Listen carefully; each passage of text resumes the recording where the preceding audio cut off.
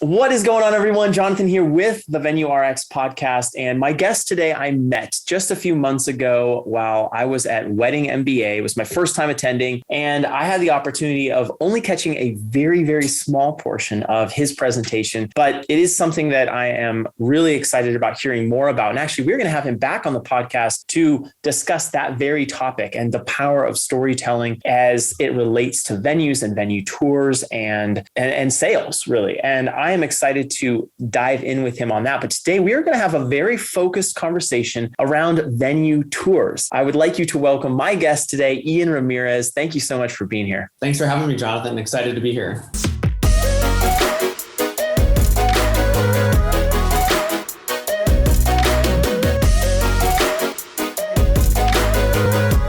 Well, I'm excited about this conversation because as someone who runs 5 different wedding venues and is constantly working with my team on how to better tour and really meet the needs of those couples that are coming to us, this is a topic that is so important. And for any of my venue owners listening, I mean, this is the Venue RX podcast. Ian, right now, I'm excited about the prescription that you're going to give us to be very dorky. I'm excited about this. And I want to start off with a quick origin story. How did you get to be the venue director at Madera Estates? Yes. So small backstory, my family opened Madera Estates about 10 years ago. And I came into working here at Madera Estates. I had an opportunity to become a business partner here about 5 years ago. I had moved back from Europe. I was singing professionally as an opera singer. And initially, I thought it was going to be an interim kind of transition period for me. And then much like we were discussing, I got sucked into all things weddings and I loved it. Every wedding to me is like a little mini opera production. So we've got our star players, we've got our leading lady and our leading man and our behind the scenes crew, our stage managers, our wedding coordinator. So it was a natural fit for me. And so I got sucked into all things weddings and I love it. It's a very creative outlet for me. That's such a cool cross between those two things. And I love how you related your passion for opera and singing. And that's something you still do today, correct? Yes, that's right. I still sing professionally and I have a private voice studio here in the North Houston area. That is so cool. I love finding out about, really cool things that the people that we have on the podcast do outside of the wedding world. That is neat. And you solidly hold that spot. We have no other professional opera singers who have ever been on the show. So that's a huge congratulations right there. Thank you. I'm happy to be the first. I love it. So you join Madera Estates. It's your family's venue, correct? Yes, that's correct. So at that point that you shifted into the role, did you immediately kind of feel a gravitational pull towards one side of the business or another, whether it be operations or marketing, or did you kind of wear all the hats for a little while until you settled into the current role that you're at? More of the latter that you described. So I explored many different facets of the business in the beginning, everything from sales and coordination of weddings to marketing, social media. And now that I've had the opportunity to experience all the different facets of what makes Madera tick, I had the opportunity to step in as the venue director and now as a business partner and co-owner to really lead us into what is the next foray of Madera Estates. This year, we'll be celebrating our 10th anniversary actually in September. And so I'm really excited to take all the information that I have learned in my short 5 years really of being the venue director and sharing it with not only your listeners, but the wedding industry as a whole. I love that. And that's so much value. And we're going to get to it today. But like I said, we will have to have you back on because I don't think it's something that we can cover, in a short amount of time. I really do want to unpack it. So let's get right in though. Let's talk about the tour because this is that moment, right? When hopefully if your marketing is doing a good job, you've got them, the couple has arrived at the venue. Talk to us. Tell me about, and the listeners here, about your mindset and kind of mantra around tours. And if you could even give some practical tips, I would absolutely love that. Yeah, absolutely, Jonathan. So I like to frame the venue tour mindset into almost 3 stages. The pre-tour process, the during the tour process and the follow-up, right? The post-tour process. And for me, what I hone in on and share with my sales team here at the venue is that building that personal connection is one of the most important elements that you can achieve with your venue tour process. And at the end of the day, that is what is our bread and butter as a venue. We need to get them here to the venue to not only fall in love with the space, but fall in love with the person that is showing the space. And so I find that we are at our strongest when we can be belly to belly with this person. Yes, you can build that rapport via an email or a phone call or a text message now. I feel like everybody's texting these days, which is great to get to them in a quick manner. But at the end of the day, we want to get them in the door for that tour process because we know that's where we are our strongest. And that's where every venue should be the strongest as well, in my opinion, as a part of the sales process. So if we talk about this idea of the 3 stages, what can we do in the pre-tour process to get them to connect with us more on a personal level? And so I would say 2 of the takeaway tips that I would have, these practical tips that you're asking for. The first one would be, at the end of the day, all of these leads that are coming to talk to us, they're researching us. They're getting on Google. They're getting on Wedding Wire, The Knot, Instagram, falling in love with you and stalking you, if you will.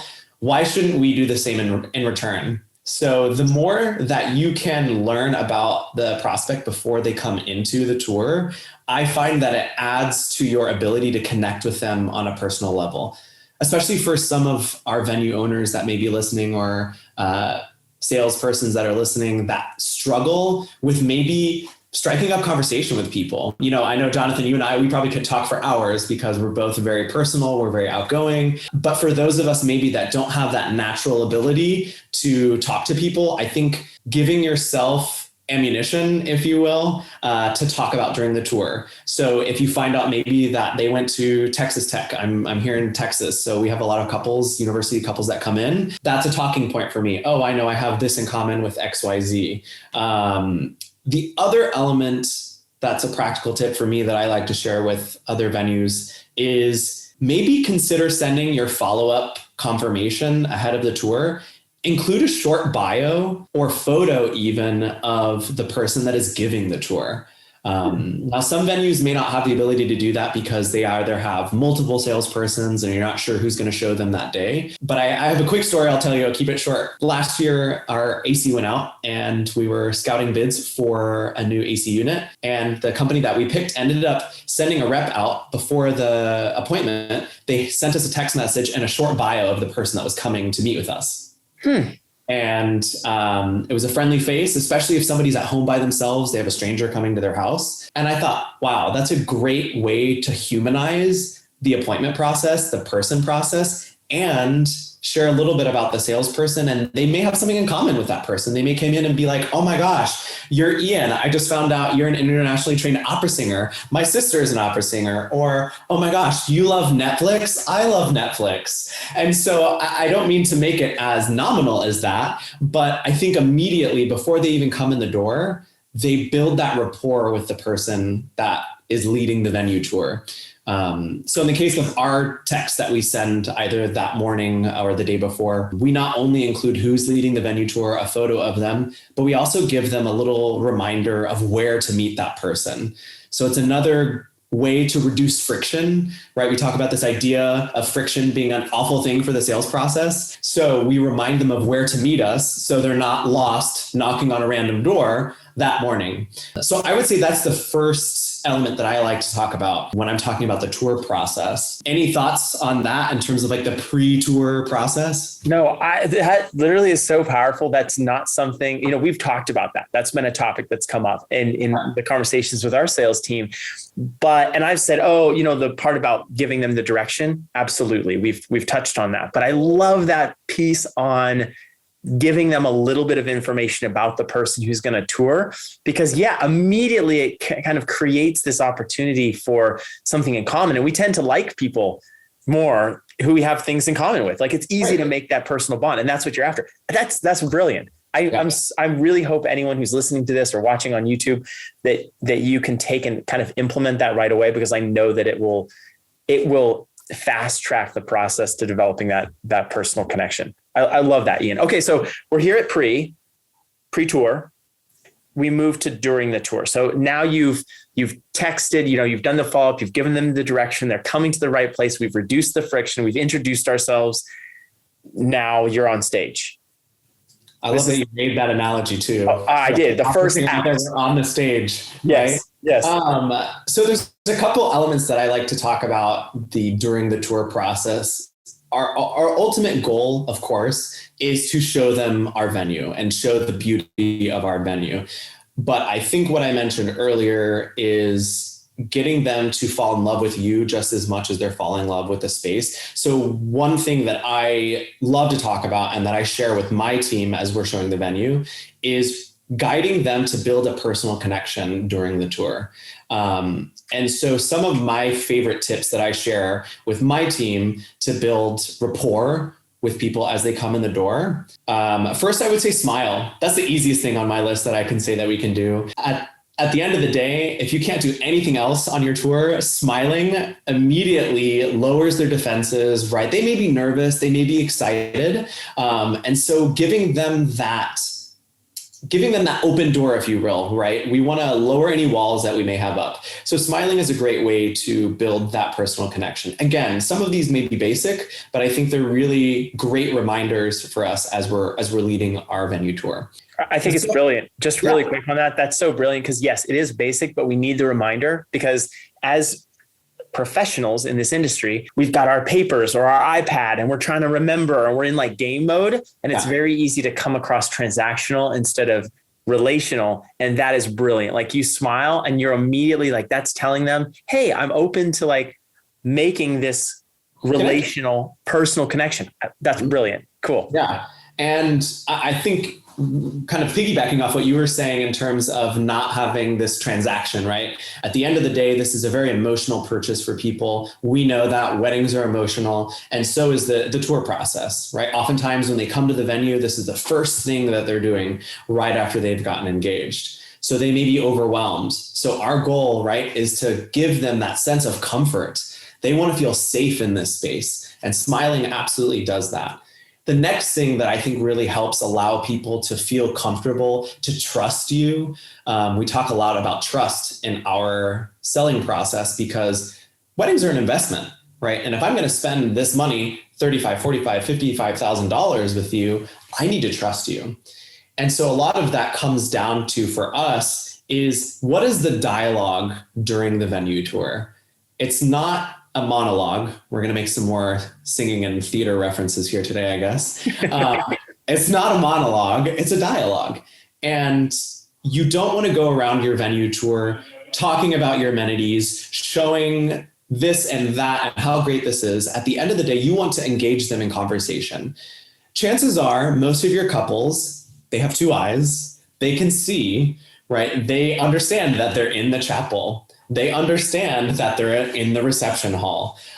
I think our goal is, especially in the transition of spaces, is to ask them great questions and open-ended questions specifically. You want to continue the conversation. You want to continue the dialogue throughout the venue tour and not talk about amenities. And I'm sure you've experienced this. You probably share this with your team as well. You're not going to get to the next answer. You're not really going to find out what maybe their true why is, or maybe what they're really after if you don't ask these questions. So I think it's really important in our industry, and especially during the venue tour, to be curious. Do you find yourself that you're curious, asking curious questions, Jonathan? That you said open-ended questions, and I was immediately on board like that. So open-ended, I am curious because I generally, when I am doing tours, and usually I end up touring each one of these properties before I hand it off, I want to know the things that I have in common with them, just like you were saying in the beginning. And in my past experience, I haven't done as great of a job in asking those questions up front. So I've tried to ask the questions, the personal questions during that tour process. And this is just something that I've done. I don't necessarily recommend anyone do this, but like it's those questions that I'm asking that are like, hey, where did you guys get engaged? Or, hey, like taking a personal interest in them. And then they start opening up, the walls start lowering, and then we can get to have a real conversation, not just like, oh my gosh, how much much is this going to cost me? Okay, Right. here's a bathroom, you know? Well, and I think ultimately it comes down to the previous point that I made about trust. When you ask these open-ended questions, you're getting to know them. You're building your arsenal along with the information you have, maybe, pre-tour, you were stalking them. You have this arsenal of information to really understand your buyer. And once you understand the buyer and what they want and what is most important to them, that's where that trust factor comes in. And that's where you can really close the sale. So asking questions, even as simple as what's most important to you on your wedding day. Sometimes that's a loaded and difficult question for people, but oftentimes our clients know what's most important to them. I just want my friends to have a good time. I want there to be good drinks and good music. Most people around our age or a little bit younger than us, that's typically what's most important to them, right? They want to have a good time. Yeah. And so highlighting the elements at your venue where they're going to have a good time and painting their picture on the venue tour is, I think, a crucial element to the tour process.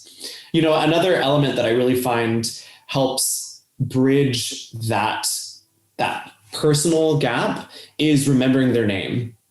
Are you good at names, Jonathan? I'm horrible on the first time. I hate admitting this on air. Horrible on the first time. The second time, though, usually after I've apologized, I don't forget. So, but I need to work. You touched on a learning opportunity for me here. Well, and for the listeners that are joining us today, I think it's really important to remember people's names. At the end of the day, that's the word and our language that you probably hold most dearly to your heart. When somebody shares a name with you, Jonathan, I'm sure you're like, oh man, that guy's cool. His name is Jonathan, right? Yeah. Or for me too, when somebody says Ian, I'm like, oh yeah, that's me. Yeah. And I think it does two things for you as the salesperson. It shows that you're a good listener, first and foremost. And number two, you are, along with smiling, you're diffusing that wall, right? They may up front have that wall up going in to buy something.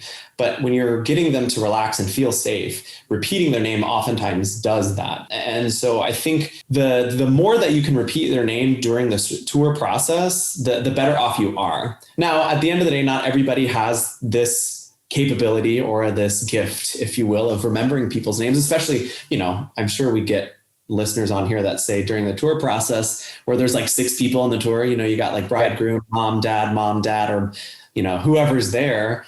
And I'm not saying that you have to remember everybody's name. At least if you can get, if it's the bride and groom, groom, or whoever's there on the tour, if you can remember their names, I think it will behoove you to practice that.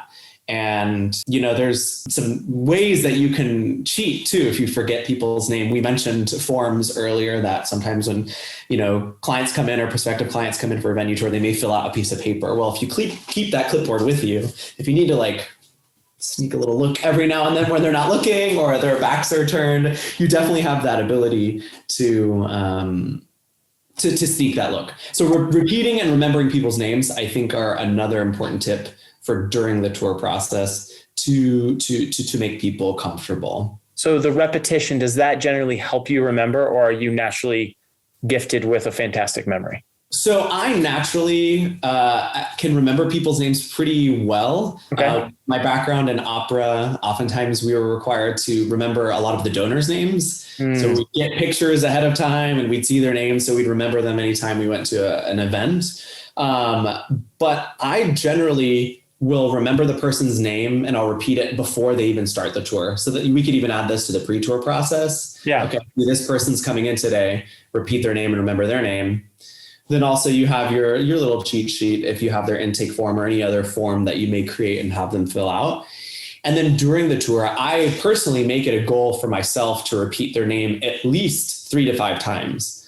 So once when I greet them in the main entrance, sometime halfway through the tour, and then when I say goodbye to them at the end, definitely would be the minimum. So I'd say at least 3 times. And again, it shows that you're listening and it shows that you care and, you're engaging them. It's more direct when you say their name and it's less casual. So I would say definitely remembering and repeating people's names are very important. I love that. And that's so actionable. So again, if you're listening or watching, take the time, learn the names, even if it's a couple of names. It's almost like a challenge. Like, can you remember them and can you use them? You don't want to do it in a creepy way, obviously, but I love those like 3 pillars that you mentioned at the beginning. Hi, Ian. It's so nice to meet you. And Ian, I want to show you over here. This is something I think you would like, right? And then at the end, hey, Ian, it was so great meeting you.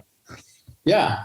And, for the listeners too, that are looking for a little more practice, I don't know if you've read any Dale Carnegie, anybody that's listening, but he has a little trick for remembering people's names. And it's LIRA, look and listen, right when they walk in the door. You want to look at them, make eye contact with them. I is impression. What do you remember about this person? R is repeat. We've already mentioned that. Repeat, repeat, repeat. And then sometimes you can make an association with a person. When you meet somebody and you're like, oh man, this looks like my Uncle Joe, or they're sporty.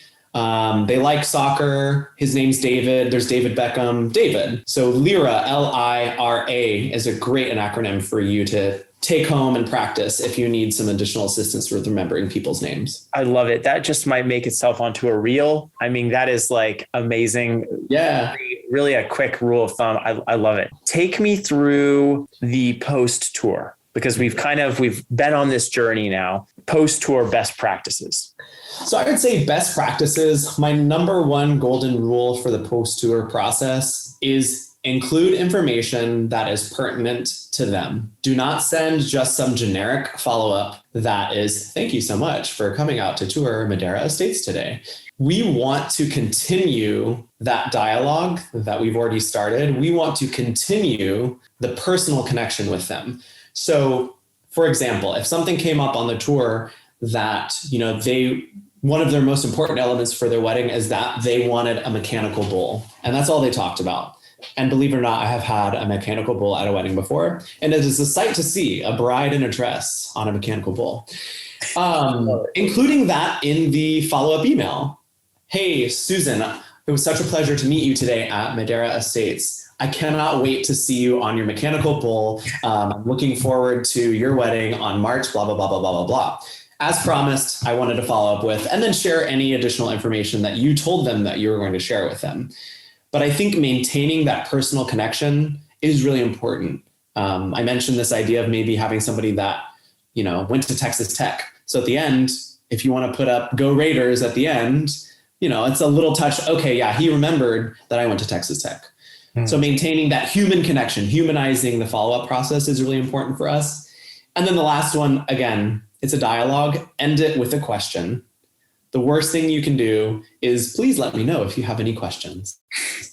Because at the end of the day, they probably have a million questions, or they don't have any questions they can think of, and you're stopping the conversation. So ending it with some other way that you can continue the conversation, and I call it keeping the fish on the hook. We fish in our family. So how can we keep the fish on the hook, right? Yeah. And so I would say that those are probably my 2 most important tips for that follow-up process immediately after the tour. And then, in this day and age, we want to make sure that we're maintaining a genuine sense of follow-up. And what I mean by genuine is we want to avoid, secondary follow-ups from saying, hey, just checking in, are you still interested in our venue? We want to continue to add value. And I'm sure many of our listeners have heard of that before. We want to continue to add value to their wedding experience. So I'll bring up this example again of a mechanical bull. Say, for example, I haven't heard from a client after my initial follow-up. I may send another follow-up email and find a blog post that says, top 10 reasons why you should have a mechanical bull at your wedding. Hey, Susan, I found this blog that I thought you might really enjoy. Why don't you take a peek at top 10 reasons why you should have a mechanical bull at your wedding? I love it.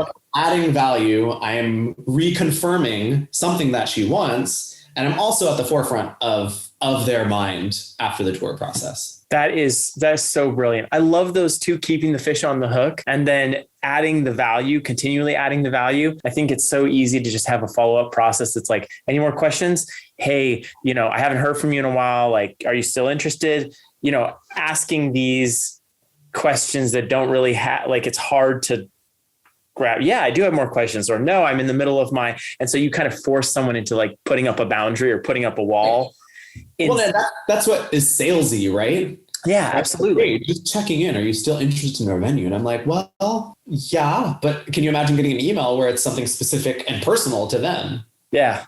I love the bowl. Follow-up, I love the bull riding example. It's so fantastic. It's true. Yeah. Let me tell you, a mechanical bull at a wedding is fun for our listeners. It was crazy, but it was fun. That's so cool. Well, Ian, this has been really, really impactful to me personally. And I know for our listeners and viewers as well, because you've given these points around the 3 pillars that we've talked about, all the way from, the initial info gathering and stocking, if you will, all the way to the end and kind of the personal follow-up. And, I'm challenging our listeners to first go check you out. So where can people connect with you? They can find us online on our website at www.maderaestates.com. Preferably go follow us on Instagram at Madera Estates, or on Facebook as well, Madera Estates. And we're also on Twitter and Pinterest.